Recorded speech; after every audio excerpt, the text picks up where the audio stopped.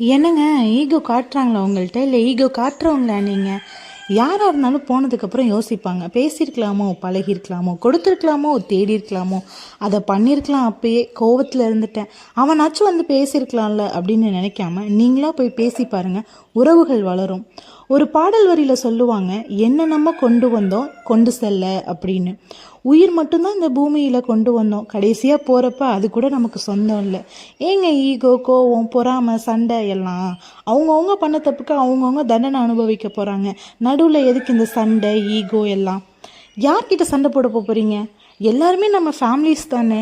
நம்ம அப்பா அம்மா, நம்ம தங்கச்சி, நம்ம அக்கா, நம்ம தம்பி, நம்ம அண்ணன், நம்ம ஃப்ரெண்ட்ஸ், சுற்றி முற்றி பார்த்தா எல்லாருமே நம்ம உறவுகள் தானே அப்படின்னு நினச்சி பாருங்க. ஈகோவும் இருக்காது, சண்டையும் வராது. உறவு என்ற 3 சொல்லை ஈகோ என்ற 2 சொல்லால் பிரிக்காதீர். கோபம் என்ற 3 சொல் தான் பிறகு கடைசியில் நம்முடன் இருக்கும். Spread love. என்ன கொண்டு வந்தோம் நாம், என்ன கொண்டு போவோம், அடைந்த நொடி போதும், வேற என்ன வேண்டும் வேண்டும். சப்ஸ்கிரைப் பண்ண மறந்துடாதீங்க. Bye. This is Kaushika Ravichandran.